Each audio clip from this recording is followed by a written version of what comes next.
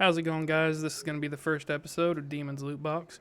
With my name's Demon, also go by Wes. With me, I have my co-host Mouse or Richie, and we also have Hello, a special hello. guest here. We have Kylan.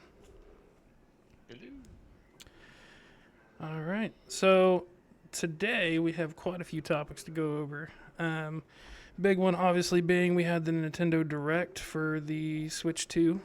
Richie, I know that you had a lot of questions about that. You wanna start us Yeah, off? mainly just questions for the group Mm-hmm. and just kind of what people's opinions are. Because I know what my opinion is, and I know what a lot of the online discourse is, but just kind of curious what your guys' thoughts are. Have either of you seen it or pieces of it? I've I've seen little snippets of this and that to it, but nothing like of actual So content of it. I watched the whole direct. I'm excited for it. But at the same time, there's a lot of things that I'm kind of not necessarily worried about, but disappointed with. A lot of the games that they showcased were looking really good. I'm really excited for the new Mario Kart game. That was the first thing. Obviously, it's the first thing that Yeah, caught me. I yeah, mean, it seems like they're trying something new with it being open world, which I think is something that um, obviously is going to be very interesting to see how they approach that. Mainly Yeah, like because, whenever you have a game that's open world, it's very easy for your world to be empty. And whenever you have an empty open world, it's a game killer. I mean, that's just a huge problem. But you can also overfill it, or at least I feel like you so. can. uh, I mean, obviously you can, but I don't really. I mean, I can't imagine a game nowadays that has even come close to being like, Well, oh, there's just too no, much to do. no, definitely not. But Well, I disagree with that one. There is Okay, definitely I guess the that's thought fair, but too much gives oh, meaningful things to do. I guess that was but my. this I guess it's fair. But I'm more thinking like my initial intake on Cyberpunk was like you're immediately like when you're first like released into the open world of it out of the story part, it just immediately feels like you're just being overwhelmed with side missions, side missions, side missions, side missions, side mission, this thing, this thing, this thing, this thing, this thing. And it's just like constantly going, and you don't really can't really say from a brand new player's perspective of what is the main quest. Where do I need to go? Should I go here? Should I check this out over here? And so that's I get the thought process of too much in one go, for Yeah, sure. yeah, well, I can and see that. and the thing But it's is a racing game though. But so like, how do you make it open world? That's my big thought. Well, well, I I mean, mean, How like you look Forza at Horizon and stuff you has look already at kind of Forza Horizon. I mean, you can even done go the back formula to so far. yeah, you can even go back to PS2. Look at Most Wanted. Most Wanted or Need for Speed Most Wanted was open world. I mean, it was a relatively smaller map, obviously, because it was on PS2, but I Right. mean, there was a lot of things you could do, which was pretty cool. And then you can also look at games Yeah, like well, Burnout and once again, Paradise. there's quests and things, Yeah. like you get to a certain area, race this race and things like that. I mean, and so is there gonna be like a storyline then for Mario Kart? Is that what they're not trying that I for? think I so. don't think No, I so. think it's more of like there's just various races. There's like free roam, right? I don't think it's in the same vein as Need And for Speed and or I think the other thing that we really have to realize here too is that Nintendo's making this. Obviously, it's going to be for adults too, but Nintendo's big audience is kids. So I mean, like Yeah. kids aren't really don't really give a damn about a store, a huge story or anything like that. Especially whenever it comes to a game like Mario Kart, they're just in there to play with their friends or their family or whatever. Mario Kart's never really been about let's have a big story around it. So I don't really no. think No, I that mean to be matters. honest, most Mario games in general, Mario has been very much, aside from like Mario RPG and the few that they really tried to carry something Hmm. through or to show a story. Most Mario I games have know. always been about the gameplay, and if there was a story, it always came second. Yeah. Um, So my thoughts, at least with Mario Kart, especially, is that with what they revealed at the direct, there's going to be like the races, obviously, just like normal Mario Kart. They'll take mhm, a specific locale on the map, and then you race around that locale. mhm, Then they have there's like a Grand Prix mode, which is mhm. kind of like how it is in the normal Mario Kart races, normal Mario Kart games, where you can go and race for independent tracks, one back to back to back, and whoever gets the most first place finishes or the most overall points Oh, ends knockout up mode. winning the Grand Prix. Oh, Yeah, okay. right. Then there's knockout mode. Yep. Then there's knockout mode, which you go and just basically keep racing. Yeah. The Until last you get place knocked out. player Yeah. at the end of every race, as you progress across the map, gets knocked out until there's no Which honestly, I think is probably my most exciting. Like that's the most exciting feature for me because like I anytime I play racing games, like I love knockout modes. It's just I prefer sprint instead of circuit. So usually they're going to be sprints anyway. And especially since we don't really necessarily know how big the map is going to be, but for it to be from like the top of the map to the bottom of the map is still I mean that's cool because you're going through multiple different tracks and stuff too. It's not just go through this track. Okay, well these people got knocked out. Now drive to the next track. Yeah. Well, no, and I think once again it's because the tracks or the tracks themselves take place all across the the continent itself. Mm-hmm. That because of that, there's at least not going to be very much samey kind of feel when you're going and just racing through a few races online and stuff. So. For sure. Yeah, I agree with So that. anyway, so there's Mario Kart World that we had. That was one of the big ones. Mm-hmm. Then there was also Metroid Prime 4. Oh, That's something that's near and dear to my heart. I've always See, been a big Metroid fan. and me and Metroid you, Prime especially. me and you've kind of talked about this a little bit. Metroid's never really been my thing. I'm not gonna lie. really? So I don't really. Yeah, I'm not. So like I remember I had like a Metroid game on Game Boy once. Don't remember what it was. Oh, Fusion. Was it Fusion? I don't know. But Game Boy Well, Advance? it wasn't black Yeah. and white. no, it was in also, color. Metroid 2, I think.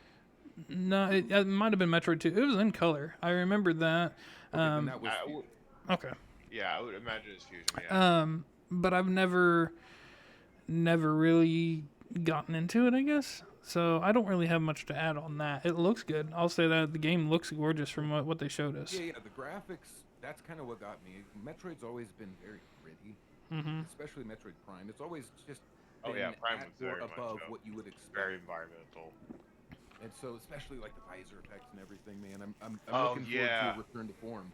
But one thing I Oh, saw, man, and not you this met- direct, but the last one though, there was the psychic powers, which I'm not sure how I feel about it, to be honest. It's a departure form, I mean, it's a I don't know, I butchered the whole analogy, but either way, it's different from the normal Metroid franchise in that way. Right. She doesn't have There's- psychic powers otherwise.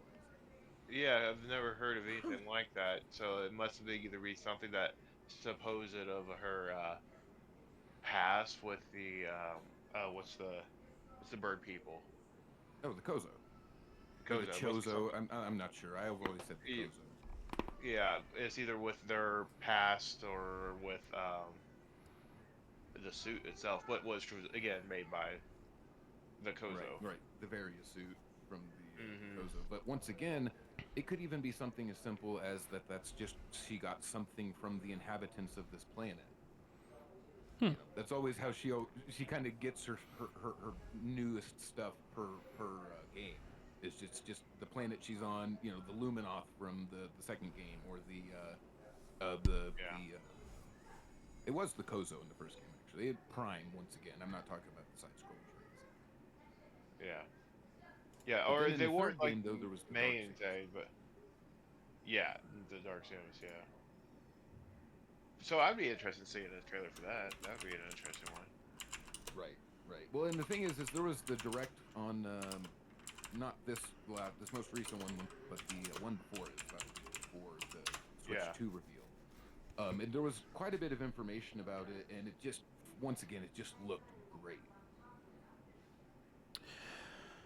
The Switch 2 version looks great. Yeah, I mean, Right. like I'll admit, like the new Metroid game. I mean, it looks gorgeous. I don't know if I'll pick it up, but for me, it's just I don't know. It's just one of those things that it's never really interested me. So I don't want to. I'm not gonna say No, waste the money, but for Well, me, and once again, it's a solid game. I Mm-hmm. have to say, no matter what, even not having played it, I can guarantee if they're going to put the name Metroid Prime on it, that it's at least a solid game. right? Now, once again, if you like Metroid Prime, then it brings it up to the next highest level. And once again, if it's a great game in its own right, then it'll go even further than Right, that. right. I can at least be rest assured that whenever I do wind up playing a game, I won't be super disappointed at minimum. Right, yeah. I'd still be able to enjoy it for what it is. Right. And Fair that's enough. like one of the few games that, like, in my childhood, I remember having dreams about trying to beat some of those games and some missions. So Yeah, yeah. like Super Metroid and stuff. Oh yeah. So kind of in the same vein, but slightly different. So that game, I'm not sure, but there's a very good chance that that game's going to be $80 on release, and the physical copy will be $90. Well, and the thing is that Because this has already been announced that Mario Party or Mario Kart World, $80 for the virtual version, unless you get the bundle with the Switch. that just And then it'll be turns. $90 for the physical version. Like, it's confirmed. That There's just also turns. the Donkey Kong game, the one Bonanza, Mhm. right? $80 for the digital version, $90 for the physical. Yeah, and it feels like we just had a jump in like game prices from 60 to 70. We Like did. Tears of the Kingdom just released a couple years ago at 70. Yeah. First time a Nintendo first party game had released at $70. That's just crazy. Well, and the thing is that that since Nintendo's doing it, that means that Sony and Microsoft and every other game company out there is going to do the exact same thing because it's going to sell. They're gonna wait and see the backlash because oh my god, there's Dude. backlash. So I will say that I have seen non-stop backlash for the pricing. Like it has been non-stop. Yeah, so $450 for the base model, $499, $500 for the base model and Mario Kart World. Mhm. So you can at least there's an option to spend $50 to get that game, but once again, there is no option to get the Donkey Kong Bonanza for any cheaper than 80 stinking dollars. Yeah, that's a killer too, man. That is, I mean, at that point, you're literally so one game is almost a third the price of the console. Well, not necessarily. Well, It's and they can't really defend. Sorry, I'm interrupting, but they can't really defend themselves with saying, we got a lot of people to pay. And it's like, but look at indie studios and stuff like that. Oh, They got 20, 30 people, and they're making fantastic games. well, and that's that the are thing right now is extremely that good quality. there are tons of indie studios right now that are just absolutely killing it. And they're making so much money quality. because they're just making good games. Larian Studios, back when they made Divinity Original Sin 2, they could be considered an indie studio. And then they went from that to making Baldur's Gate 3 the biggest release in 2 years, or however long. Yeah. So, Yeah, and then FromSoft, weren't really ever an indie studio. They were kind of always a bigger studio, even back in their PS2 days and stuff. Oh God, maybe it was in even PS1. But they have some older games. But anyway, there are some stuff like I wouldn't even call him a studio, but like Toby Fox, the dude who does Undertale and Deltarune and stuff. I mean, dude's just raking in the cash. Once again, it's the games themselves. I mean, they're indie game prices. You know. Well, they're indie games that offer a lot, and that's the thing is that a lot of them are roguelites. Like look at like Hades. Hades isn't by a big developer, and it is an amazing game. Hades 2 slaps. Dead Cells slaps. What else? Dave the Diver just came out last year, and people were all about Dave the Diver. That was a great game, and it was a fish. It's a 2D fishing game. Or spearfishing game, and it's amazing. Like it's crazy because you have these developers out here that are spending millions of dollars to produce a game. Hollow Knight slapped, and once again, it much in the same vein. What's it? Hornet, Silksong was announced in the Nintendo 2 Direct. They said it'd be sometime. I did hear about that one. Like honestly, there are very few AAA game developers out there right now that I could honestly say have justification for the amount of money that they spend on making games. like that says a lot. I mean, you look at like FromSoft. FromSoft puts their budget to good use. They make good games. They know Oh, what they're absolutely. doing. They figured it out, and they make good games. But you have, Safe investment. You know, if but you're an investor, you invest in FromSoft because you know it's going to be quality. but Mm. then, and I've been ranting and raving on this for like the last week or so. You have developers like BioWare who just come out with absolute turds, and they spend so much money making this game, and they think that it's okay to charge that $60-$70, and then they're like, then people wonder why they complain that the game sucks. When they turn around, what, 8 months later and make a deal with Sony to put it free on Games with Plus? Yeah, so yeah, it came out $70, and then went to PlayStation Plus, and you got it. It was in one of their monthly free games. Like, Yeah. honestly, I've started to play Veilguard. You know that. I'm not. It's not necessarily a bad game, but for $70, it's a bad game.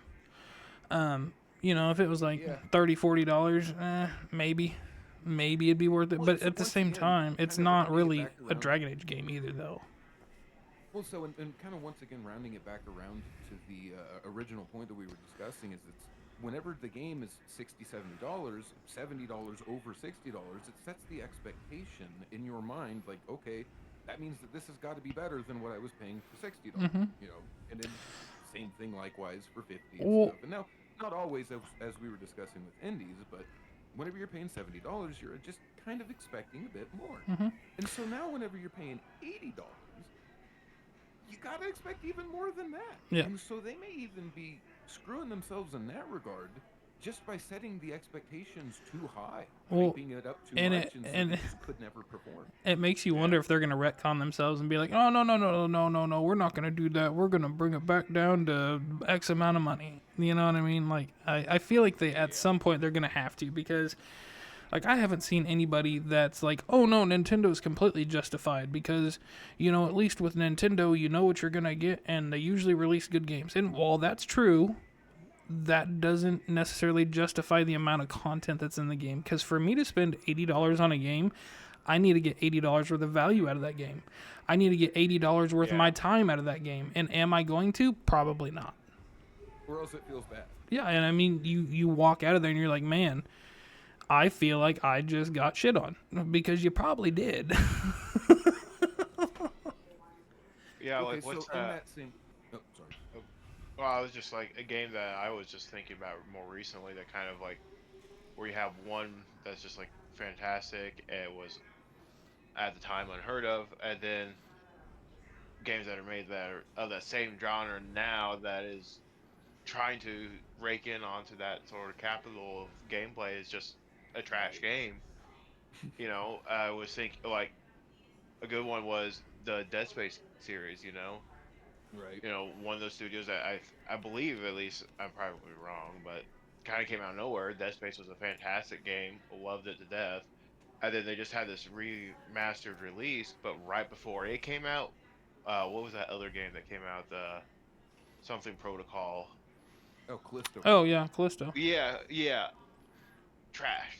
Just like you play through it, it had like all the things of Dead Space without actually improving it on it in any Without way. the meat. Yeah, it's like the combat system was like literally dodge, hit, dodge, hit, and it's just like, come on. Yeah. What am You I know, going to and do in to this be next honest, area? Probably the same thing I did in the last one. Yeah, well, and that's the thing is I actually have a bit of a segue in a bit about, I mean, why not? Yeah, we basically, so in the same vein, we were talking about the Dead Space remake.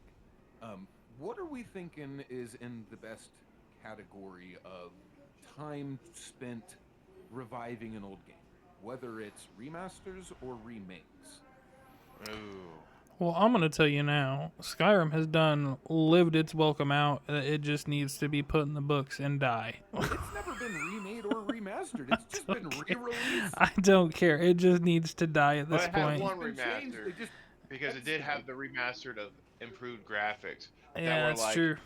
way worse than all of the That's true. like All the mods that 4K people have versions, made up all to the that point. extreme Uh-huh. mods at that point. It's just like Uh-huh. what? And then like the unofficial patch for Skyrim, Broke like it. no, it didn't even break it. It's like it was such a way that like they could have just taken that whole all that Right. info, The remaster fixed all. broke the unofficial patch.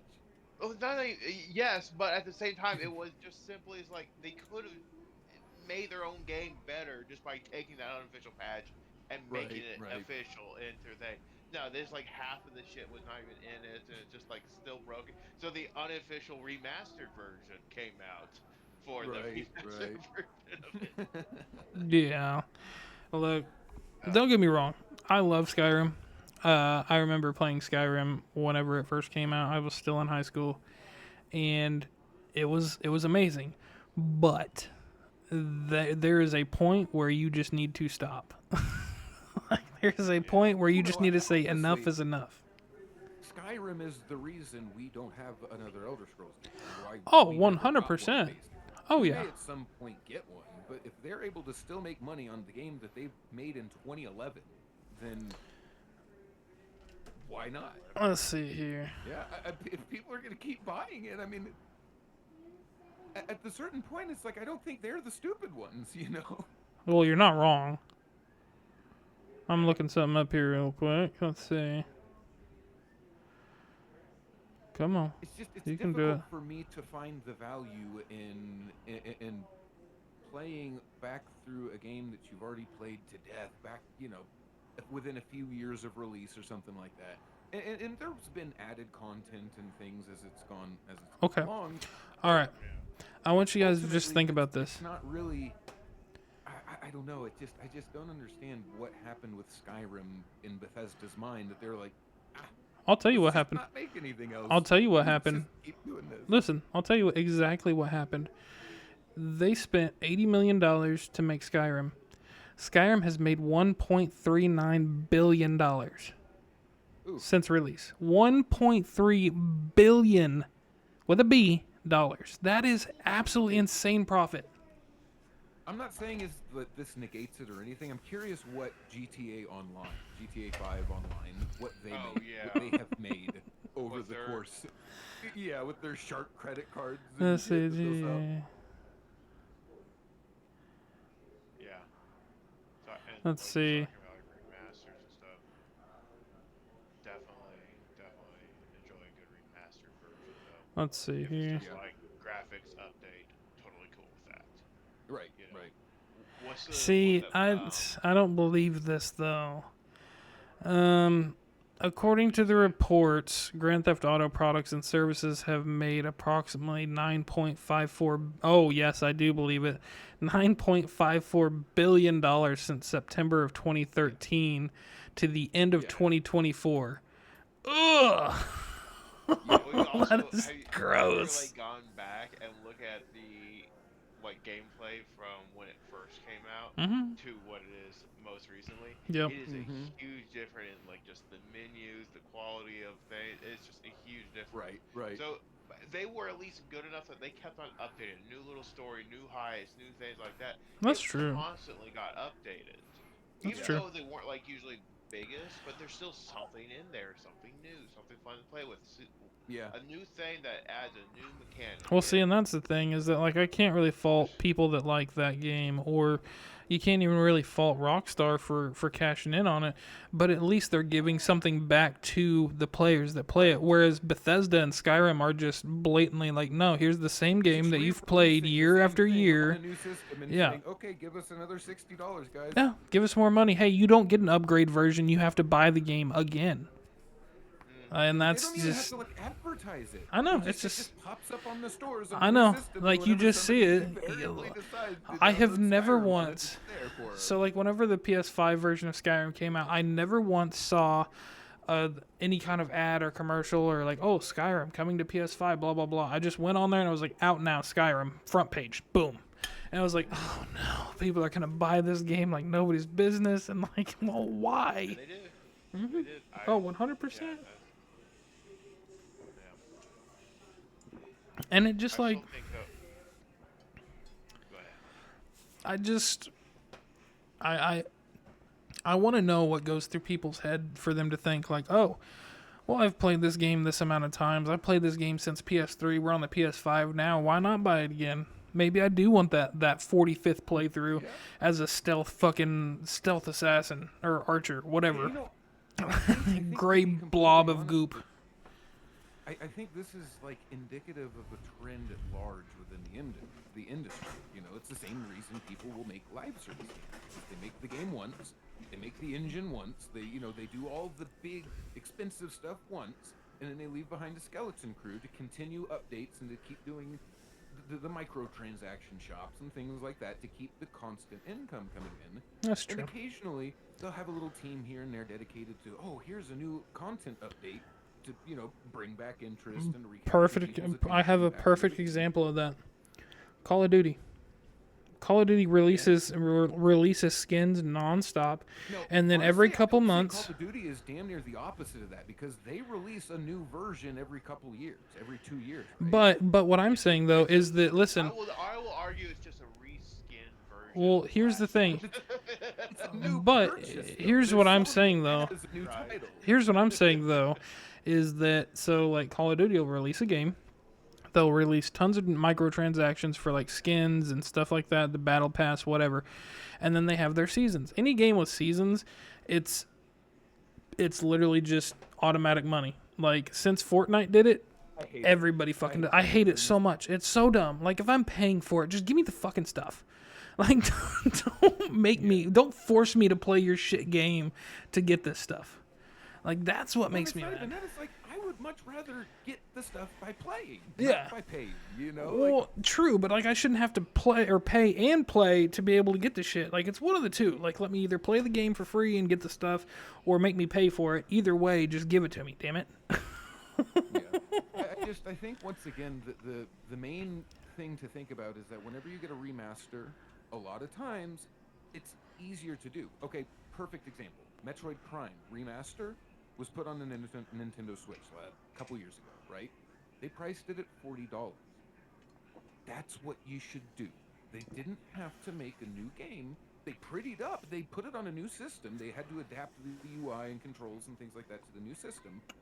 They added new flavor, new special effects and lighting and stuff like that to pretty it up from the GameCube version. Right. Yeah. And then they released it on the Switch at $40, and it was a great thing. Well, and But then then on the very same system, well, I was gonna say, but honestly, at the same time though, the Pokemon Diamond and Pearl remakes, those were remakes. I was they gonna say were that those they remakes. 100% were. They were horrible remakes, but they were Yeah, remakes. right. I mean, They and were that's the thing, is trash, they were but- complete remakes. Though. They weren't actually That is true. remasters or anything like that. See, that kind of crumbles. And going back to like the Metroid Prime with them doing that, I mean, then you're looking at like for me, Dragon Quest is my game, always has been, all the way from back to Dragon Warrior 1, whenever that's what it originally was, and now they're re-releasing the Dragon Quest games. So they remastered Dragon Quest 3, and now they're doing a remaster of 1 and 2 here coming up, and that's what I want. Like if you're going to re-release a game, re-release an old game that people loved that hasn't just been beaten to death.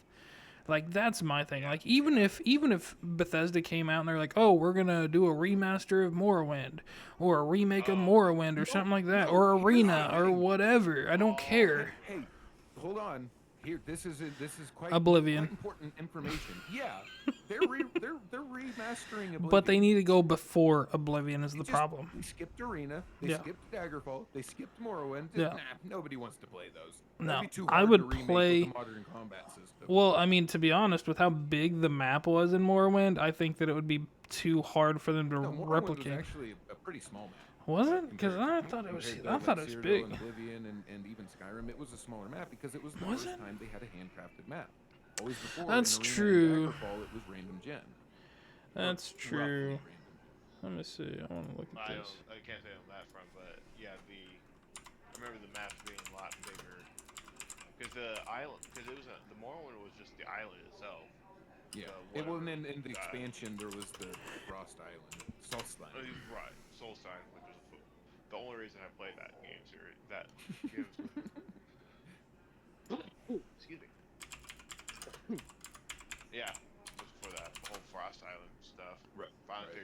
No, the largest map in Elder Scrolls franchise, generally agreed upon by the fans, is Daggerfall. Yeah, It is procedurally generated, but it is approximated to be around it's like Europe or something. 161,600 square kilometers. That is that is What's the massive. I mean, that number's just gobbledygook in my mind until I have like something tangible to compare it to. Let me see. Map size 'Cause I've seen equivalent. before it was like the east So or the roughly the western side size, of Europe. roughly the size of Tanzania. Where? That I- doesn't. That's not ringing I any will, bells. I will, I will do the thing here in a second. Hold on. Where does that go as far as on a list of It goes countries? as far as hell. I would say basically you're looking at the size of Ireland, if that's the case. Yeah, That might have Like been what I was thinking. common. Just looking at the map and judging. it's in off between that. Libya and Algeria. Algeria, yeah. Right off Okay. the. Okay. Yeah. So that's Great. gigantic. Yeah, I mean it's Yeah. it's bigger than a whole The ass whole country. country. Yeah. So I mean that's pretty decent size, but again that's also procedurally generated, which Procedurally isn't super generated. hard to do, you know. Well, right, and once again, is the procedurally generated that kind of takes it away from me. You know, like, Yeah, it's one thing to handcraft a map of a certain size, you know, like Morrowind or Breath of the Wild, even, or Grand Theft Auto 5, things like that. Those are all handcrafted maps. right. But if you want to go procedurally generated, look at No Man's Sky and stuff. It's all Yeah. infinite legend. Don't get me started on No Man's Yeah. Sky. None of it you really want to see. Or you don't like it. Yeah, don't get me started on No Man's Sky. I still I'm happy with No Man's Sky now, but I still have a bone to pick. Still have So a one bone to thing though, pick. that kind of irks me is that they would bypass Morrowind in the remake cycle. Yeah, and that's I don't like that. Why would you? Like that one needs the help. You know, going back and playing Morrowind nowadays, it's rough. No, man. dude, and That I combat is just it's hard. abysmal. Oh, hard it's bad. I remember just trying It to is kill- abysmal sitting there just trying hitting to this kill freaking crap. this very Yeah, first oh, thing the that you cliff see, and racer. you're just and you're just sitting here Wow. miss. Oh my god. It wouldn't even say that. It wouldn't even say that. Oh, It's no, it if just you didn't take no hear the damage. sound difference. You didn't even really know that you weren't doing anything. Yeah, That was 100%. one of the worst parts about it, because a lot of other stuff about Morrowind I really liked. I liked the no Yeah. quest markers. You know, in Find your retrospect, way. Obviously, at the time, quest markers weren't really like a all over thing. A in the thing, game, yeah. but in retrospect, though, I like that it was all you had to figure it out from your journal. You know, you actually had a journal where you wrote stuff in. Head this The way, map, and you you'll know, eventually would find it. reveal as you went and discovered more. You know. Yeah, 100%. Vardenfell. That's the name of the island. That's the name of the island that Morrowind takes place on. It's the island of Vardenfell, and the rest of Morrowind's actually bigger than just that. Yeah, it's actually, I think like Morrowind itself actually gives the whole like emblem of like the eye kind of situation, Right. like the Oblivion's game symbol. I think. If Oh, you right, look right. Morrowind with that island. But yeah, I mean, I feel like there's like Bethesda's the worst at it, but I feel like they have just revived their games Just to a lot death. of companies in general are I mean, doing it It's is. just so many times the people, and a lot of it is because consoles give the space for that. Oh well, that was last generation, not this generation. Whereas Hmm. if things were more PC-like, or things were, able to be transferred over back and forth between generations more easily, then this wouldn't be a thing. Right. At least not as often, you know. I mean, obviously you could go back and say, oh, we're going to take and make Final Fantasy VII a new game over 3 parts, each individually separate games you have to pay for. And Right. Yeah. Yeah. I don't know. Back to the Switch too, though. Oh yeah. Um. Sorry, I could go on side tangents for a while. No, I could too. But there were a couple more topics that I wanted to discuss with the Switch 2. Not just necessarily the games or price point, but um, going to the screen being 1080p and then 4K whenever you hook it up to the dock. On top of that, having an immediate 258 gigabyte of storage, which is a massive increase from the regular Switch. Dude, it's not even that. The thing can output 1440p at 120 hertz. Mm-hmm. Like, it can output 120 hertz on its like the handheld display. Yeah, Like, which is crazy. That's pretty great. That's pretty good. And then also the mouse control that everybody was talking about from that little bitty teaser being true. I don't know. Joy-Con skating around. So like my thing is like from the trailer that we got from it, I'm not super excited for like the games, like because it's gonna be like a Wii Sports type situation thing, right? But like I'm not really super excited for that. I want to see what games come up with, like what game developers come up with for that feature, because I feel like that could be really cool. They've already got Civ 7 confirmed for that. Confirmed mouse mode works just like it Oh, would do on they? a computer. Okay. Yep. Well, that's cool. Yep. I do like that. Okay, so there's another one here. There's a Drag X Drive, where you use the two Switch Joy-Cons as mice at the same time, and you move them across the table as if you're moving a wheelchair. Yeah, I see. Okay, I've seen that one. Yeah. So once again, I've also heard people who went to one of the Switch Live events or whatever, the Nintendo Live event things that they had. Mm-hmm. A couple videos actually that they were talking about it, and they said that they weren't actually the biggest fans, and these are like two completely different people that both went to the same, God, I cannot remember. Fans of having to do that whole. Mm-hmm. It was in front of you. They said it would be one thing if you had mouse pads on either side of you attached to like your computer chair or something. Right. So you could like actually. You just do it on the arms of your chairs here and just. Yeah, but to go there and to have to do it in front of you like that, it's just they said it felt awkward and I mean, was weird. yeah, but again, to your point, I mean, that makes sense why that would be awkward. It's not a natural position to be doing that in. So, like the Steam Deck, for example, right? You know how they have a like a welcome game kind of thing, like the Aperture Steam Deck Lab or whatever the heck it was called. Yep. Yeah, right, that you can just download off of Steam and play it and get a feel for the Steam Deck, what all's special about it, the various things, right? Okay, well, Nintendo, the Switch 2 has one too to kind of show you the new features and stuff like that, but you have to pay for it. Yeah, I saw that, and I was like, no, I will not be doing that. You could not pay me enough to pay you for that. No, you should just let me have that in general. If I paid you to pay them, then it's kind of like cancels each other out. And you got it for free. Like, then that would be fine. I mean, yeah, but they shouldn't be charging for something to be like, oh, here's some of the cool features. Whenever I could just go to YouTube and be like, features of Nintendo Switch 2. Company put Wii Sports in the same package of the Wii. It's a whole game in its own right. That I spent a lot of time playing that. Yeah, I agree. I don't know. That doesn't sit well for me, to be honest. Like, I seen that, and then, like, I was like, I know I didn't hear that correctly, because it was like, oh, you can get this in the pay shop, and I was like, I know I didn't hear that. Like, I physically winced when I heard that it was, like, paid content in the Nintendo shop or something. So I had to ignore that, like, for my own mental sanity. Like, I had to ignore it and just be like, no, they didn't say that, and I didn't rewind, because I was like, I'm gonna cringe, like, physically just curl up into a ball and die inside. Like, it just... no, I'm good. Yeah. Okay, so there's Dusk Blood, right? The Dusk Dude, Blood. This is a new one from it Microsoft. looks... We don't really know much about it. It looks like a spiritual successor to Bloodborne. It's gonna be multiplayer. It's like once I know more about it. So from what I've heard from everybody thinks.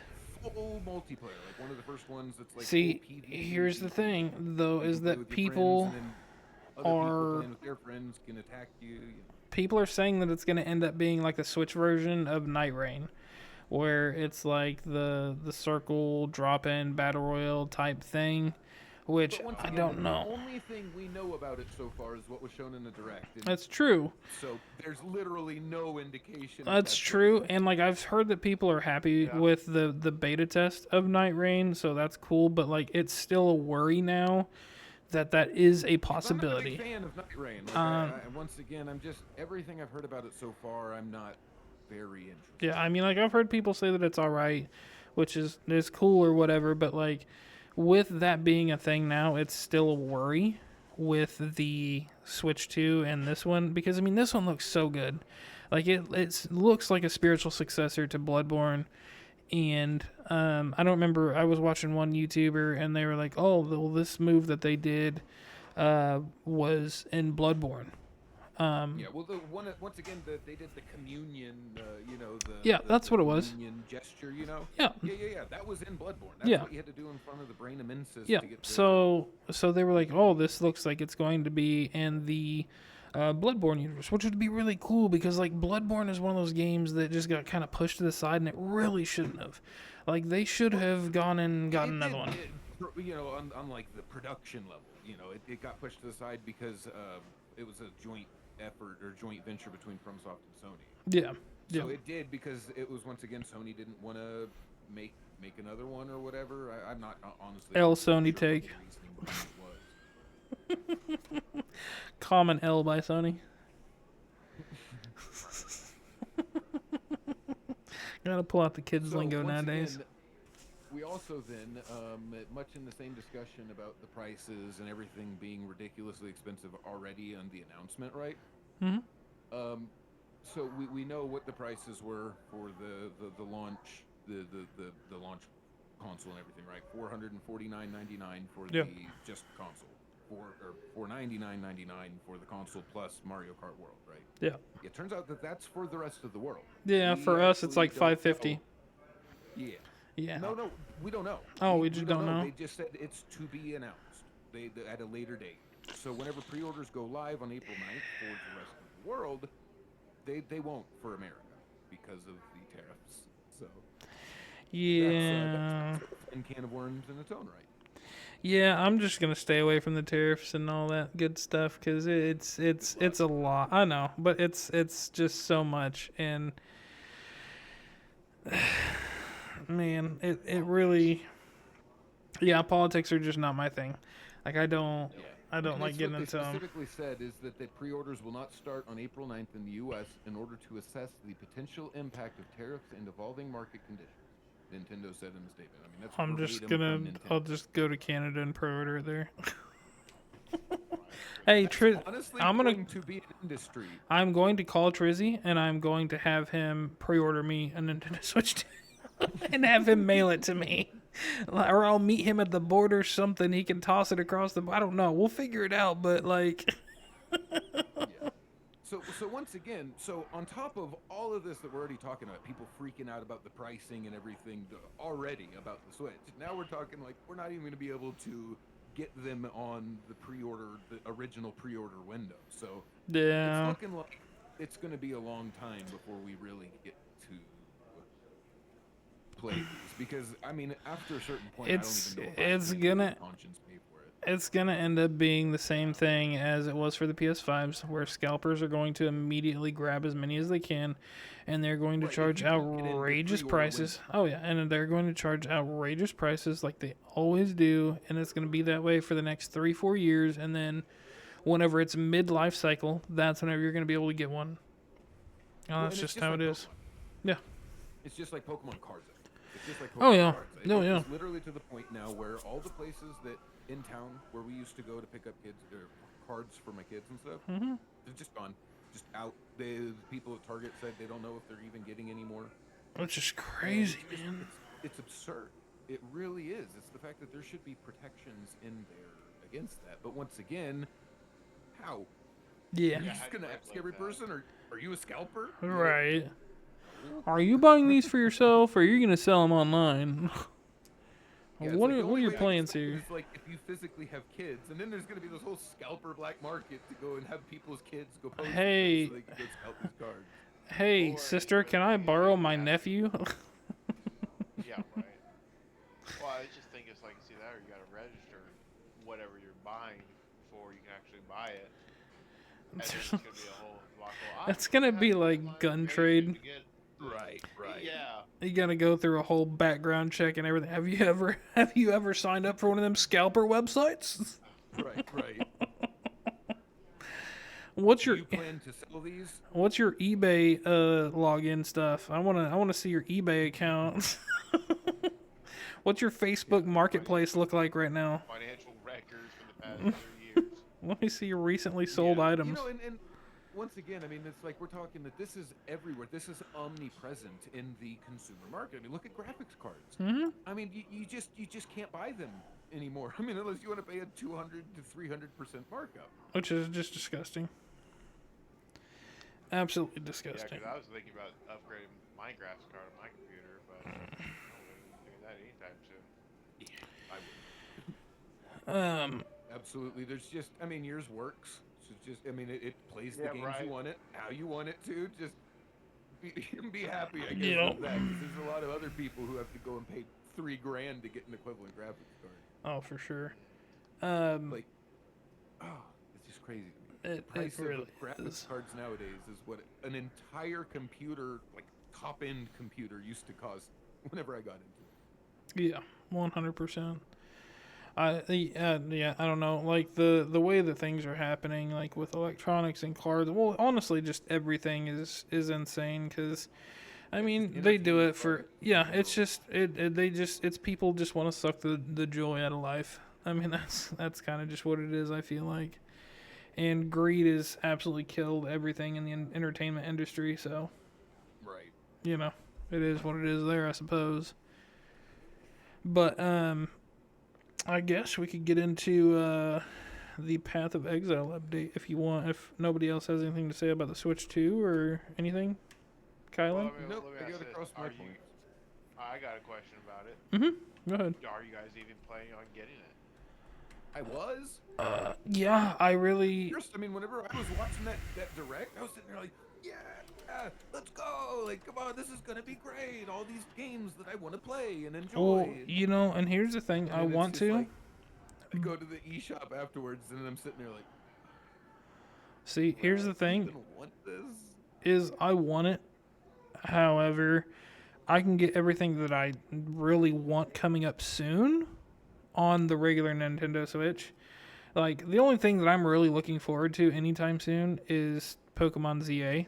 Just because I play every Pokemon game and I can get that on believe Nintendo me, Switch. I'm looking forward to that too. So I'm it's looking like, forward to it as well. I don't really need a Switch 2. And if those are going to be the prices and it's going to be a $500-$600 console, then it's really not worth it for me. Like, It's not.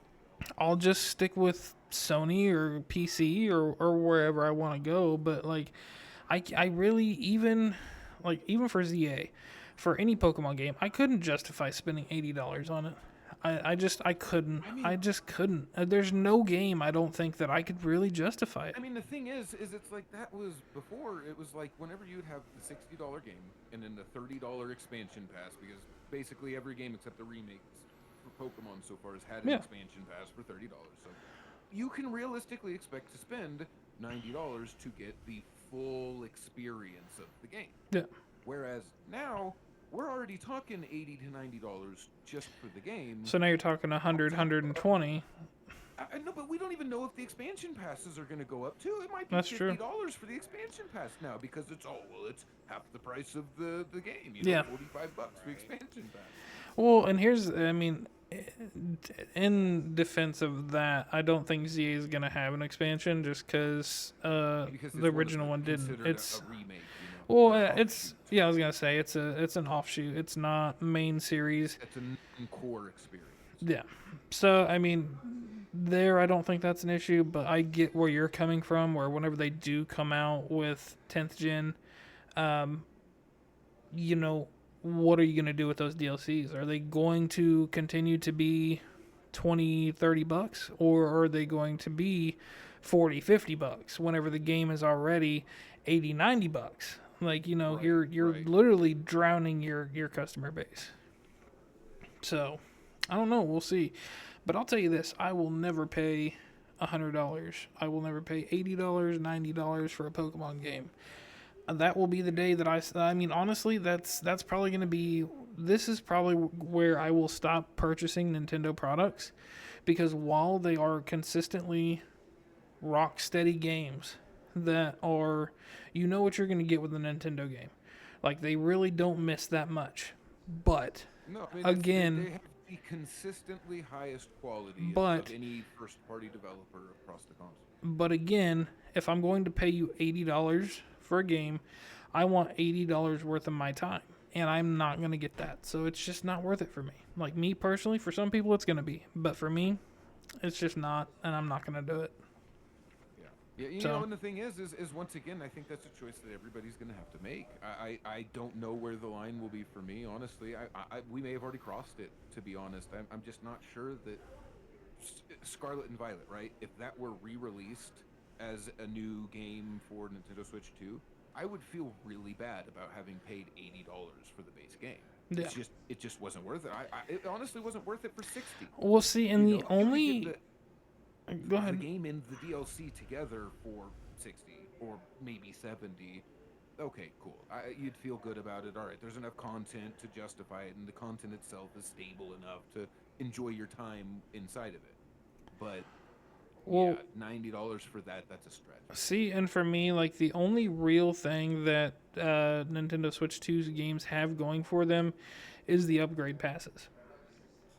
Well, even those, some of those are paid. I I mean, well, granted, I Scarlet and agree, Violet is free. There Yeah. are some that are going to be free but updates and stuff. even still, even for the paid ones, I mean, at least they're not making you completely re-buy the game for Nintendo Switch 2.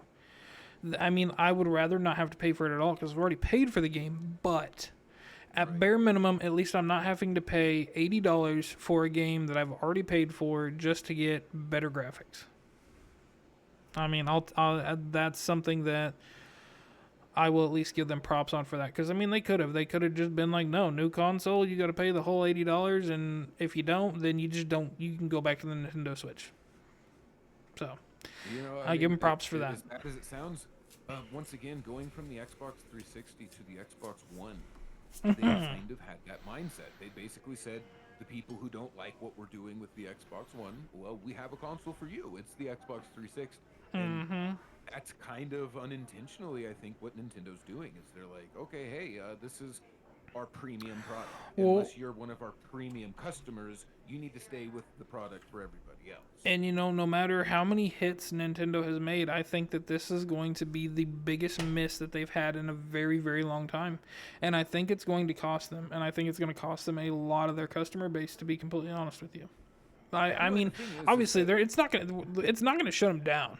It's not, but it's gonna hurt. I feel like, and I feel like they're going to understand very quickly that, like, oh, we need to go back and be like, hey, this is a problem. We need to change this. So, Yeah. I don't think that Nintendo, honestly, I really don't think that they expected the negative response that they got out of the pricing. I think that they thought that people would just be okay with it. And you know, one thing I was kind of going to get at is that consoles themselves are supposed to be loss leaders. They're supposed to encourage. You're supposed to sell these consoles for a loss. I mean, obviously not much of one, because the more you sell, the more money you're out. But the point is that because of that, you're getting these people invested into your ecosystem or whatever, right? On the Switch or the Xbox or PlayStation or whatever. So whenever they're selling this console at $450 to $500. It makes me wonder if that's actually losing them money, or if they're trying to profit off of this thing too. oh, I'm sure that Because they once probably again, are. It's a loss leader because they know they'll make more money once the people have the console in their hands. Yeah, So it's because they're going to be worth buying it for them games. financially, right? To sell that for a bit of a loss, Well- considering that every single console sold will wind up making the money through software sales. Yeah, because they're going to be, number one, you're going to make hellacious amounts of money off of digital purchases, and then on top of that, you're already saying you're going to charge $90 for a physical copy, which is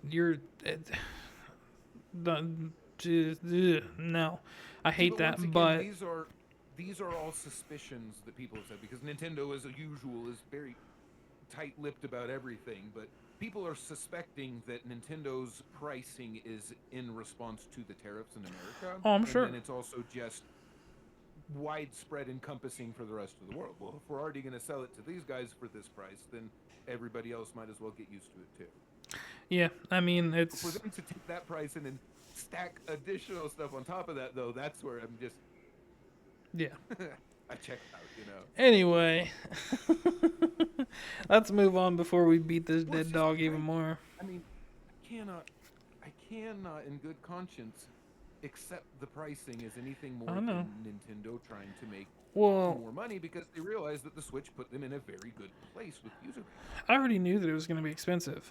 And even a $500 price point, like, in today's economy, whatever. Like, I get it. I already could have seen that coming. It's more or less the games for me that are the killer, because you're going to buy the console once, but you're going to buy games how often? You know what I mean? Like, that's where they're really screwing their customers.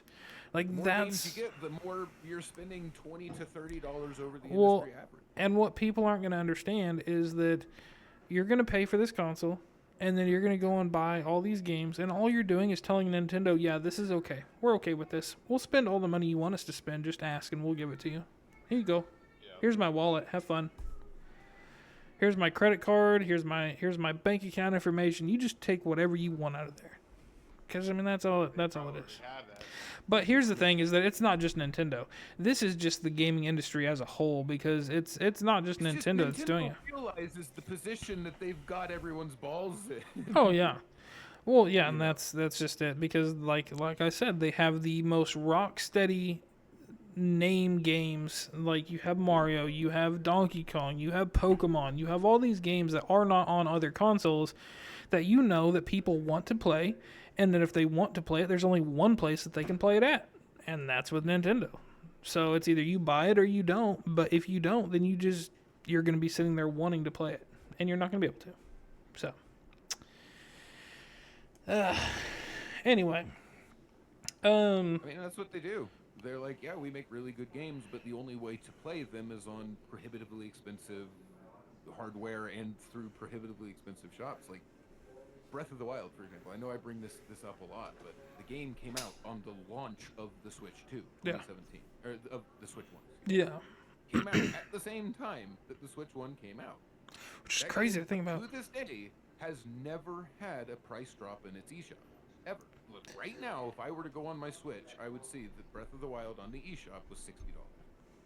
That's because, honestly, Breath of the Wild is one of the best games that Nintendo's ever made. It is. Period. But once again, it just goes to show that Nintendo, they're not at all willing to give players a break unless they have to. Well, and I'm not going to say that it shows that Nintendo doesn't care about the customer base, but they definitely care about lining their pockets. I will say that. Well, no, I mean, they care about the customer base insofar as they'll hand them money. Mm-hmm. But that's it. Whereas, I mean, once again, we were just talking about Rockstar, how they always were releasing the content for free at least, even though the customer base was still gladly handing them money, they were releasing their content for free. Yep. So Rockstar could have taken that and capitalized on that situation. Oh, hey, here's a micro update. You have to spend $5 to keep playing online, you know, to keep accessing this content. Right. But they didn't, because Rockstar in a lot of ways are assholes, but not in that specific way. Right. All right. Let's move on. So I've got a kind of a quick question here. This is just something that we can kind of as a buffer between main topics. Yeah. So, if you had to delete one forever, which would it be? Single player games or multiplayer games? Like just the entire thing. Just no more of these can be created, and you can't play the ones that have already been. Oh. Single player. Well, I mean, I'm gonna say. even if the games. Well, let me ask this: if it's the game that had multiplayer in it stays, Yes. but does it lose its solo? I mean, campaign? I would say that the games themselves stay in their exact states, and once again, you can create a game in the future, multiplayer, but once again, it can be played solo. At least that's how I had taken the question. Yeah, that's kind of how I took it. So I was thinking like Halo, for example. Right, right. Great storylines from when I was a kid, played through them and stuff like that, and the multiplayer was always fun for LAN parties. So yeah, I would choose multiplayer for that aspect. And particularly just like nowadays, I really do enjoy. I enjoy much more playing with somebody in a game, Right. like from Path of Exile, or all the way from like playing Stardew Valley, Yeah, yeah, or yeah, like right now I'm yeah. playing Split Fiction with my fiance. So Right. it's just I think multiplayer I would choose as much as I Wait, See, like a good you solo would game. choose to delete multiplayer, or you would choose No, to no, delete single player? delete single player. Okay, gotcha. so for me, it's I'd have to say that I'd probably delete multiplayer, just because I mean, 90% of my favorite games are single player, and That's a good point. I mean, I don't disagree. I Yeah, probably wouldn't and even you be just playing you, games without them. So, I mean, I would have to get rid of multiplayer games. I couldn't, because, like I said, that's what got me into gaming. And I mm, totally understand and agree, but like, I I'm just talking the feel like whole Dragon Age or Dragon Quest series. Even uh, oh, Richie, what was that game? I asked you about it a long time ago. Uh, PS5 or PlayStation exclusive. what system? I don't remember. Main character's name is Alloy. Oh, Horizon Zero Dawn. Yeah, yeah. Horizon Yeah, Zero Dawn. That one's single player and it's fucking amazing. It's definitely excellent it's up story. there. Um, I mean, even going into like Mass Effect games and then Dragon Age Origins and Although Mass I Effect just 3 had a multiplayer component, it so did, that was but still I mean, I interesting. could do without Mass Effect 3 or Andromeda to be completely honest. But So once like again, though, Dragon Age I, Origins, I just I think that overall, just personally at least, I would delete the single player games simply because people would be able to still make games that were intended to be played single player, but kind of like FromSoft games, right? None of those would be gone because that's they true. have multiplayer components and things like that. That's But true. in the future, you could continue to create games that maybe were intended to be played solo, but with some multiplayer components and things like that. I think it would stifle creativity a lot less because once again, in single player games, there's no ability to bring in other people to play with you or to enjoy it with you. That's true. Whereas in multiplayer games, though, there are ways to play them solo. That's true. I'll give you that. I still stick with my answer though, just because. I I mean, Makes I sense. I could never fault you for choosing that way either. Because it's like, yeah, there's some great games. Like I talked about Dead Space already. Not being able to play that anymore is gonna really suck. Because I was just playing it just a minute ago as well. Right. It's a super fun game. But I'm like looking at my Steam page list. Seven Days to Die, Boulder's Gate, Binding of Isaac, Command and Yeah. Conquer. Although Baldur's Gate 3, once again, can be played multiplayer. So you see, could and go to then net. I mean, Exactly. I'm talking about all these games Oh, right. are all multiplayer things. Even Because like the more I Binding was of thinking about Isaac. it, it's well, see, and that's Yeah, another thing that I guess I really need to consider too. And this is something I just thought of, is that honestly, if it wasn't for multiplayer games, me and Richie would have never started talking again. Would have never met Blake or anybody in the right. clan. There's the whole Would have social never met aspect. Right? Kylan. So I mean, oh man, that makes it even harder now. Because I had yeah, a lot of it's single player playing with games as a other child people. that I hold dear.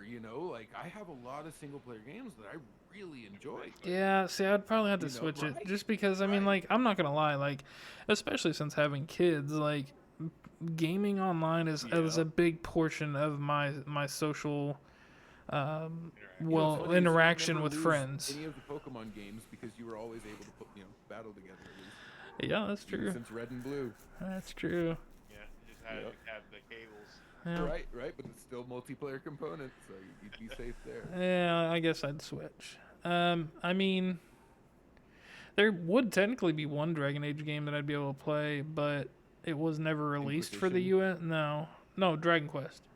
Oh, I was like, Dragon Age. There was a Dragon Quest game that was released in Japan only. It was the Dragon Quest MMO. It was never Oh, released. weird. It was never released anywhere else. Only in Japan. I would have loved to have played it, but I Right. mean, it is what it is. All right. So let's move on to the Path of Exile update. So, Kylan, I don't know. I don't think he's you were. aware yet, or else I think we would have Okay. discussed it already. I don't think you were in here. So I No, he came wasn't, across but I we were came discussing across it. something, and it's kind of upsetting. It's not necessarily upsetting. So they have the standard league, which no, it's is like your upsetting. which is I'm your not super happy which about it. is your regular server. However, now they also have Dawn of the Hunt servers. And you cannot bring your other characters from standard over to Dawn of the Hunt for the new content. Now, hold on. I'm gonna read this real quick before we say anything. Let me read this real Yeah, right. quick, Just read the whole announcement. and then we'll go from there.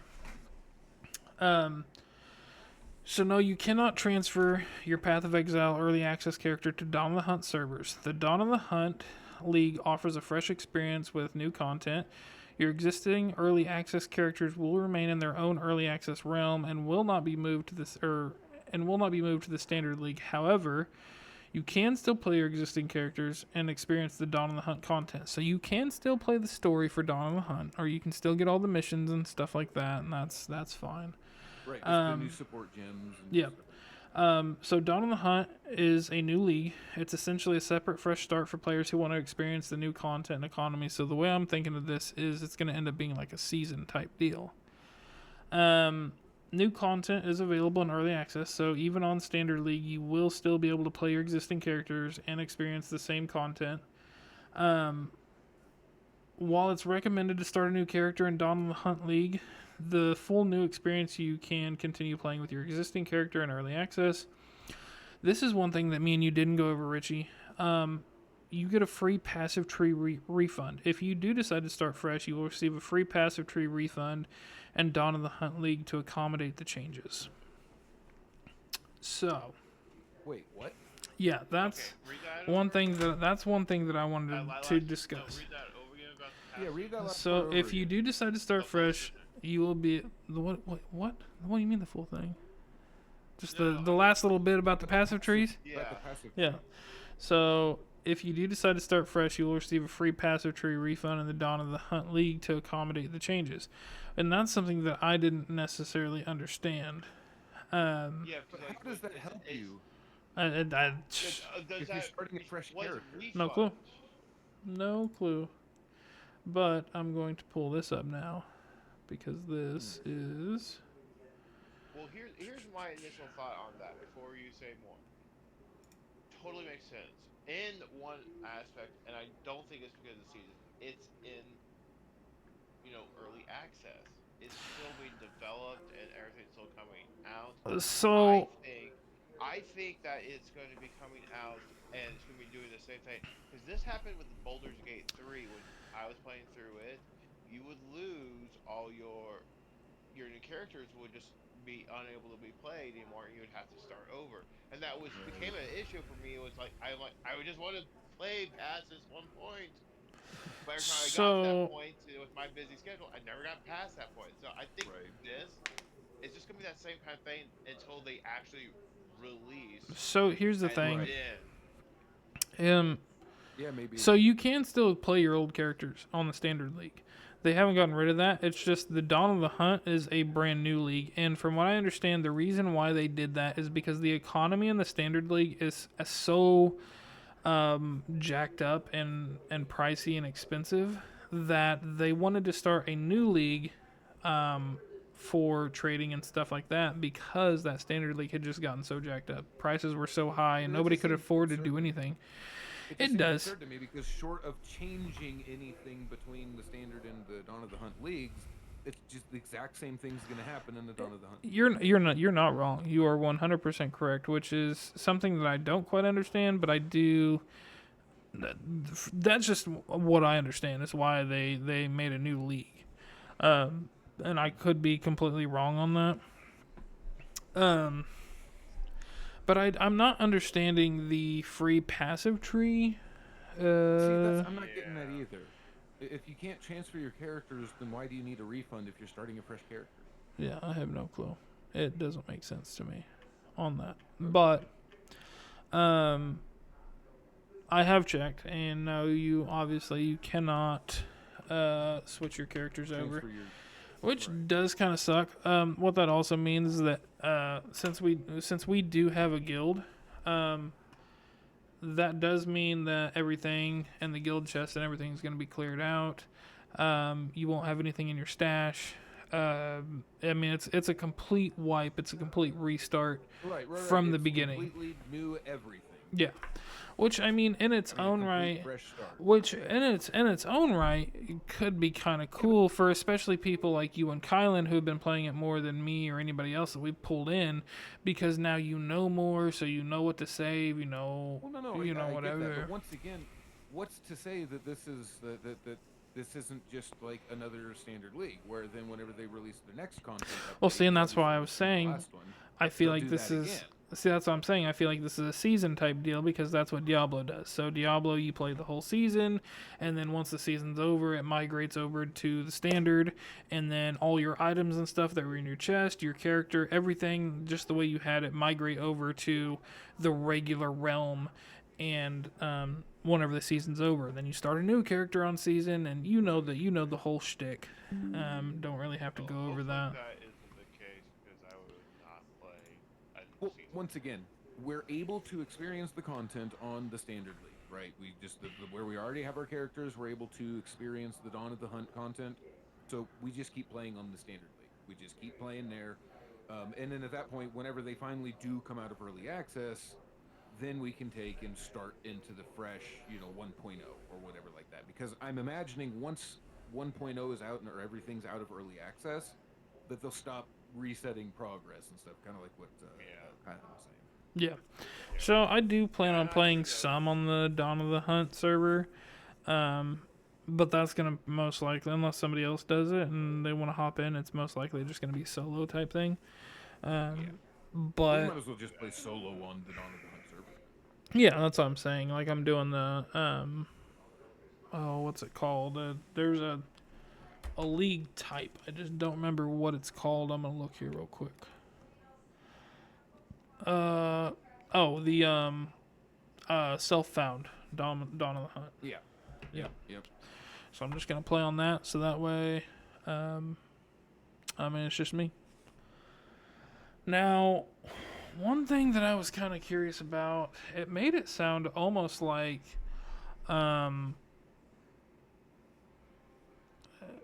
it almost made it sound like you wouldn't be able to get the new drops and stuff, like the new uniques. So I'm gonna look that up. Oh, okay. I mean, that would make sense. Because if I can't get the new drop, like the new uniques in the standard league from Dawn of the Hunt, then that would kind of put a damper on everything. Yeah. But you can get the new support gems though. I would say you can. I would say you can, because you can also get the new support gems. And by the way, some of them support gems are absolutely awesome. We were talking about some of them earlier. Really cool. And I will say overall, like I've seen, it's like on Discord, I'm a part of a couple of the PoE groups. I've seen some people that are pretty happy with it. I've seen some people that are really disappointed with the update.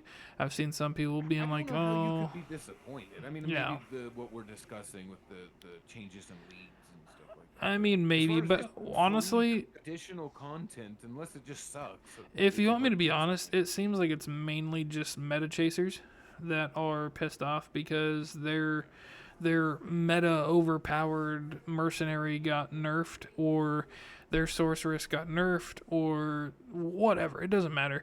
They're just mad to be mad because, every time a game does something like this and it's early access and they're going to continue to update and nerf, somebody's going to get mad. It's going to hurt somebody's feelings and they're going to cry about it, and then they're going to be like, "Oh, well, I guess I'm going to uninstall this game." And it's like, well, go ahead, because it obviously wasn't for you in the first place. Like, you knew it was early access, you knew there was going to be updates, you just didn't like the way they went, and that's fine. You don't have to, but you also don't have to put that opinion out there for everybody else to see, because nobody cares. That's just how I feel about it. But you know what, again, that's my opinion. That's my opinion, and nobody cares. um. Okay. So, um, I wasn't able to see about the unique items or anything like that. I'm sure that you probably will, especially if you can get the support gems and stuff. I don't see a reason why they would cut that content. Plus, it said you'll still have the content. I mean, like I said, I'll end up playing some of. I'll end up playing at least one character on it, just because, why Oh not? yeah, But yeah, I, so I'm we keep still the good. main bulk of our progress on standard. oh yeah, the main guild is gonna stay on standard. And here's the other thing that I seen. One thing that did transfer though is that I still have ownership of the guild, and we do still have a guild chest there. So even if you guys put in legendaries or whoever does single player or playthroughs or whatever, there's still gonna be stuff in there that you guys could take and whatever, So if you guys do decide to do a single player on there and I put stuff in there, you're more than welcome to any of that stuff. As long as it's not self-bound. If it's self-bound, we won't have the guild chest. Well, see, I still have the guild chest. Are you playing solo self-bound? Oh, I'm pretty sure. Okay, well, it might just count as extra storage then. Maybe. But either way, I don't know. This It'd be thing is interesting to self-bound. see. I don't know. Either way, it doesn't matter. But even if it is just for yourself, I mean, that's still you should still have access to the guild chest, if nothing else. Give you those couple extra slots. So overall, I don't know much about the update yet because we really haven't played. I know that we're talking about playing tonight, which I'm really excited for because I will say that on top of the Huntress, from what I've heard, the Huntress is OP, and from what I've played so far, which I've only gotten a Huntress to like level 6, she gets pretty nasty. And like from the abilities I've seen and stuff, she is an absolute beast. But I am still very excited for the new subclasses. They're not the new ascendancies that are coming too. Ascendancies. I feel like Warrior, witch, and mercenary. now Yeah, I'm you going get the to Smith of Kitava, the Tactician, and the Lich. I'm going to say something kind of controversial here, and you guys can roast me if you want to. I will say this: I am not necessarily disappointed with the ascendancies, but I am slightly underwhelmed. I'll be honest with I you. do think, I do feel like they bring a really cool aspect. Like for instance, the Chronomancer.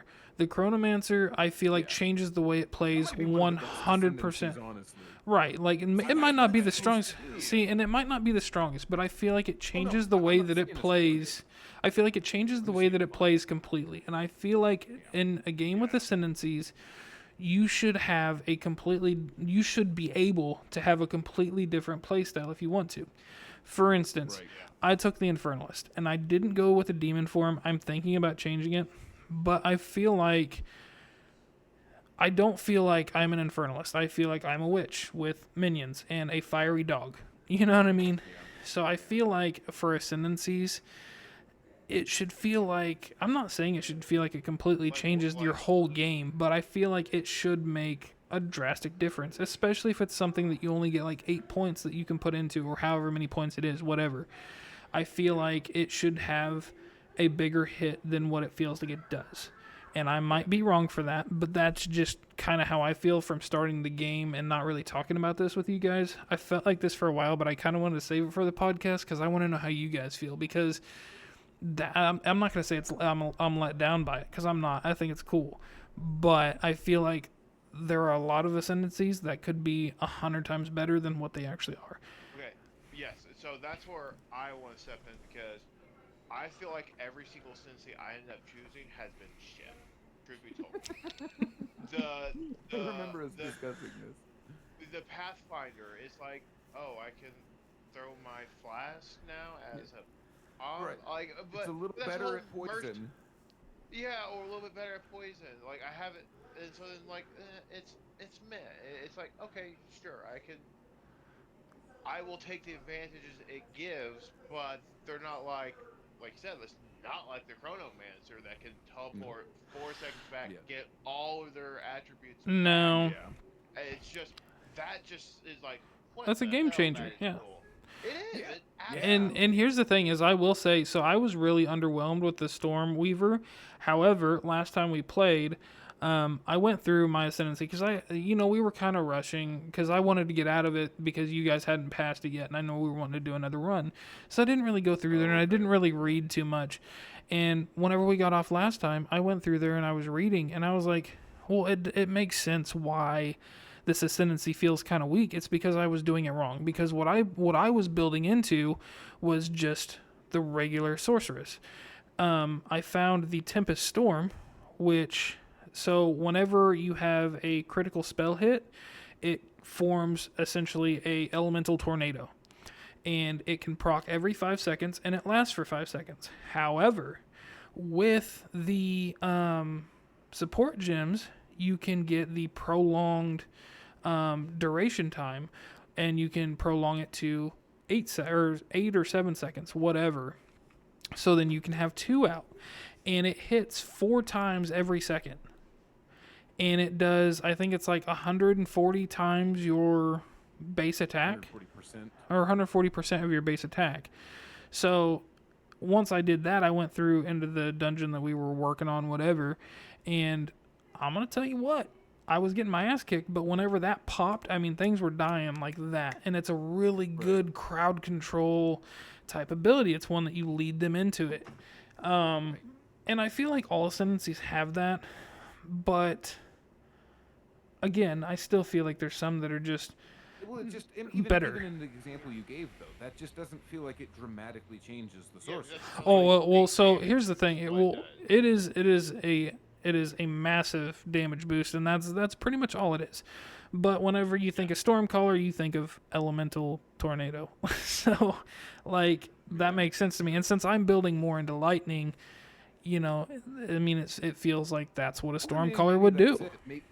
I know that there's a lot of the lines on the ascendancies and stuff that are intended only to be populated once you have 4 or maybe 6 Yeah. points to populate it with. If you only have the 2 points, you should maybe go for one of the other 2 that you can get to one of the big circles on Yeah. there first. Either way, Yeah. my point in this is while I think the ascendancies are cool, I hope that I'm not gonna say I hope they do a rework, but I hope that they flesh do them out go. better. Yeah, I hope they go through them and not maybe buff them a little bit, maybe change some things that they do, maybe change placements on the tree so that way you can get more abilities for that. Because even still, like looking through the ascendancies, like any of the abilities you can get on there, they're not going to break the game. You could have them all and it wouldn't break the game. It wouldn't break your character. It just wouldn't. It would make them better. And I feel like they could either add more ascendancy points or make it to where you can get more of them, so the branching paths are not necessarily closer, but like maybe you move the cooler stuff in just a little bit, not even much. Like you just add one more ability that you could get. You know what I mean? And Well, I feel once like that again, would be I mean, cool. I gotta say that there are some ascendancies. Like the Blood Mage, for example. Have you played much with it? I haven't played it at all. I only have the Infernalist. Okay, it feels like a Blood Mage. Like, I was genuinely happy. You can take and sack your health to get to save on mana, or so you don't have to build as much into mana regeneration. It gets bonus damage if your health's lower and stuff like that. I mean, it has some cool bonuses that you would think that fits with a Blood Mage. It doesn't really dramatically change the way the class plays, but it is a significant enough change that if you go and you spec into it and you build correctly for the Blood Mage, you see a significant change, and it does change how your playstyle is. So Well, I have to say there are some, Witch Hunter maybe not as much, 100%. although even the Witch Hunter, I Well, really liked the little area of effect. I cannot remember the name of the skill, but the area of effect where every so often it'll proc and it will deal 100% of that enemy's health damage see, to all the enemies in that big circle. and I was about to bring up my mercenary because I chose Gimling. You guys know that. And so far, Gimling is the one that I am most underwhelmed with. Mainly because I kind of figured that I would end up coming to this. I chose Gimling because you chose Witch Hunter, which I don't know if you would have chose Gimling if I would have chose Witch Hunter. I'm not gonna lie, I kind of saw Gimling was the meta, and I was like, well, Richie's already got a Witch Hunter, so whatever. I'll see what all the hype is. But the Gimling is very much so a jack of all trades, master of none type deal. So it feels very bland whenever you get it in there. And he's one of those ones where, once I got my Ascendancy, I felt a huge power boost, and I was kind of just running through things. And then you get to the Dreadnought, and it's like a full stop. And then you get into Act 3. Yeah. You get into Act 3, and it's even slower. Like, that's where your growing pains start. And I didn't like that for the specific reason of I struggled with the Mercenary in the first act. Like, not necessarily the first act, but, like, I would say probably until I got to the Cemetery, I was struggling with him. Because he is very much so at the beginning a single damage focus unless you get the fragmentation, and even still you really need to get up on him to be able to deal the maximum amount of damage that you really could, and he's not really built for that. So that was one thing that I really struggled with, and I just feel like, especially the Mercenary, I don't know about this new Ascendancy because I haven't really looked into it. But I really hope that they do something to kind of alleviate that blandness. You know what I mean? Yeah. And that might just be me. I know what you're saying. It might just be me. But, you know, like I said, I'm kind of underwhelmed with the Ascendancies as a whole. But that one really just kind of sucks. Being pleased with the Ascendancies that I've chosen so far on most of the characters, I would agree. Yeah. I think that they need to do more to separate what the Ascendancy does from just what the normal class does. Yeah, because, I mean, honestly, you could stick... to be fair, you could stick a Chronomancer and you could stick a Stormcaller side by side, and obviously you're going to see the difference. But be honest with me, you stick a Witch Hunter and a Gimling Legionnaire next to each other, and what difference are you going to see, really? I mean, very occasionally you might see the certain ability I had taken. Right. Yeah, very, you know, very periodically. It's not something that's going to be like, oh, that right there, that's a Gimling, or that's a Witch Hunter or whatever, you know. And I feel like you start going and looking. If you look at like Warbringer and Titan or Deadeye and Pathfinder, and honestly, I just can't tell you the difference. Yeah, and that's what I'm saying. It's like I feel like there should be more separation, not only between the Ascendancies, all three of them or two of them, or whichever many the class has at the time, but I feel like there should also be enough separation between those Ascendancies and the regular class. I feel like I should be able to do at least 25% of my Ascendancy skills. You know, I feel like I should be able to use those 25% of the time, so that way you could know, like, oh, okay, well, that's what this is. This is a Stormcaller. This is a Chronomancer. This is a Witch Hunter. This is a Gimling. This is an Infernalist, whatever. I feel like that would be a good separation. Just make it to where, like, 75% of the damage comes from base class, skills, whatever, and then you have another 25% of skills that come from your Ascendancy, where... Or even make it to where, like, whenever you hit your Ascendancy... Have Ascendancy-based skills. Well, and that would be cool. Well, and see, what I feel it would be cool is, like, even if... So, say, you get your Ascendancy, you get to bibbity-bobbity-boop, and... she's like, okay, you get to choose one Ascendancy skill, and then you build, or you get your 2 or 3 skill points, however many it is, and then you build the rest in there. So then you can start out with technically 2 skill points. So like for Infernalist, you could take Demon Form and the Hellhound. I think that would be cool. Oh, what would it be for? No, what I'm saying is, like, you get 3 skill points, so you could path down into Infernalist or Infernal Hellhound, and then you get to choose a skill from that set. You know what I'm saying? Or you can even come up with brand new skills. Like, you get a choice of 3 of these from the Infernalist or whatever. I'm bringing up Infernalist a lot because I feel like it should be a lot cooler than it is. You're literally fucking a Hell Witch. Like, make it better. Anyway, I feel like I'm going over my time there, but Yeah, I just wanted to bring that up because like I love the game. I really do. I just wish that there was a little bit more separation between the classes and Well, I mean, it's a fair ascendancies and point. stuff. It is. It's a fair point. I think it's a fair criticism. I think that there's a lot of the ascendancy classes that don't make you feel like you've done anything special. Yeah, and Whereas mind you, there are others that do. yeah, and mind you, I mean Yeah. it's in early access, so I'm not going to sit here and bitch and moan and groan too much, but early access, that would be my main gripe, is that the classes feel Feedback that you would like to see it would be that the ascendancy get revamped, if nothing right. else. So like if Or I'm going to another give, fucking career. so like if I had to choose one criticism, like that specifically, because I want to specify though, that specifically is my criticism of the game so far. I love the game. It's a great game, and I'm loving the way that it's going. That would be the one thing that I would ask to be changed. And if it does, it does. And if it doesn't, awesome. It's your game, whatever. I mean, I'm gonna play regardless because it's fun and I enjoy playing with my friends. But that's just how I feel on that. Yeah. Well, no, and I don't think that there's really. I mean, at this point, short of them getting crazy with some monetization schemes, I don't think that there's anything they could do that would be bridged too far. Now, I think we all have our own desires and things that we very much would like to see in game.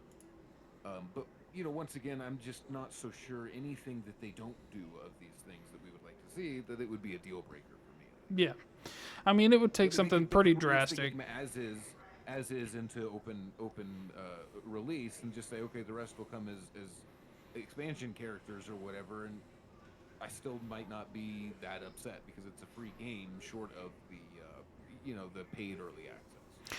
And I mean, honestly, it's like, Now that's getting into murky water with me, though. I don't necessarily like the promise of things being included with thrown the away, yeah. original release No. to then later be put behind a paywall. Like, that feels bad. But once Yeah. again, they've garnered enough good faith with me just so far with the game that I would be willing to give them the benefit of the doubt. For sure. There's a lot of other games and game companies and stuff I'm not at that point with. I would Yep. much rather not give them money. But do you guys? Go ahead. I really enjoyed the game though, but it's like we don't think I would like to see more. Like as of right now, we're still kind of, I would say, technically on the early, like Cyberknight in the late game. Mhm. But I would like to see be able to get into the trials more, doing stuff like Yeah. the trials more, because I enjoyed the trials quite a bit. And that's what I'm saying. Like that can go back to the ascendancy thing, where I mean, it could be something as simple as adding more ascendancy points. I mean, you could add more trials, get more ascendancy points, and that would probably alleviate a decent amount of my gripe. To add more content, you already Yeah. got all the stuff set up. You just add an extra 2 points because as it stands, it's only 8 points you get whenever you have a lot of possibility for, a lot of independent builds. Hmm. Now, one thing I would like to see. Now, this is just once again one of those hopes that I have no doubt that this very likely would never happen, but it would be cool to get like a dual ascendancies or something like that. Like you get 8 points in one, and then you can go and shift over or have like a split ascendancy or something and put like maybe 4 points in the second one. Yeah. I mean, Because I've I already feel been like thinking, it would be really cool to do that with some of these. I feel like especially you've got 3 choices. I feel like that would be cool to a certain extent. It feels like it would make a more bespoke character at least. It 100% would make your character unique, which I like, but there would have to. I mean, I don't know. That would. I wouldn't be opposed to it, but feel I. like, though it'd be a very high potential for breaking characters in a way. I mean, I'm sure you probably you get, like, could. some I mean, really that's good necessarily a bit- bad thing. I No, mean, it's not a bad thing, but I would see if you get to that point where, if you do this, do that, you get the super broke character, and in the late well, game, you're I mean, listen. that character all over. Well, here's the thing: is that that's Right, what maybe so. that's just called metagaming, and that happens all Well, the that's time. fair. So it doesn't Oh, really yeah, matter. no, I'm not saying it doesn't happen. I'm just saying though it's. I don't feel like it's going to make as much uniqueness as. Well, no, and that's the thing though. But in a game like this, where there's so many unique items and there's so many different support gems and there's so many different things you can do, people are going to be testing out what the meta is, and there's always going to be the meta chasers. There's always going to be a new meta. There's always going to be a new the best class. There's always going to be a new the best skill, best equipment, whatever. And people are always going to be following that. So it doesn't matter what a game like this does. That's never going to change. That's always going to be there. Period. It just is. It's just about any competitive environment. There's always going to be what works best. Yeah. You know, I mean, it either becomes the standard, which is what everybody does, or it becomes like a form of the standard because and then it's as good as another standard that has been done and before. to be honest, that tells you a lot about a company that's developing the game, because then you get to see, is the company there to develop the game for the people to have fun, or are they there to develop for the meta? And there are a lot of games that develop for the meta, and you can see that they become very competitive games, which is Diablo. fine. Yes, which is fine if that's what you want to do. More power to you. But then you kind of leave. Use these meta sites. But then you force those people that are there just to have fun, kind of to the side.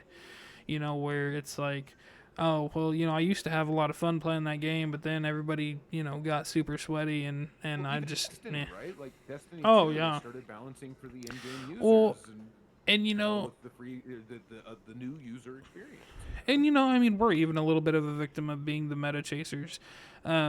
Back whenever we started ENL, and you know, we were going for all the exotics. We were going for the Whisper of the Worm. We were going for the Thorn and everything else and all that. You know, so I mean, like, we've done it too. But I will say that, like, while we were chasing the meta, I feel like we were chasing the meta more for fun, because we were gearing up for raids, which is what we all really wanted to do in the end game. And that was going to be the fun. And then, like, as soon as we all got geared up, it was just all gone. Because you know, Bungie decided you're not allowed to have fun in our game. You know, deeply disappointed. Yeah, Honestly, very. That was the breaking point for me. But you know, that's and it was broke. I've never been back. But you know, that's a whole other can of worms. I don't think we got time to get into tonight. No. I'm gonna say that we should probably cut it here. Yeah. Anybody else got any final closing words? Anything like that? No. Got through pretty much everything I was thinking about. I feel like this was a very good first episode. Kylan, I appreciate you being on. Absolutely. Richie, appreciate you, as always. Yeah. No problem.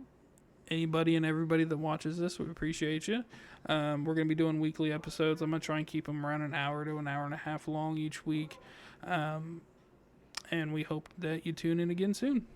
Anyway, you have a great night, and see ya.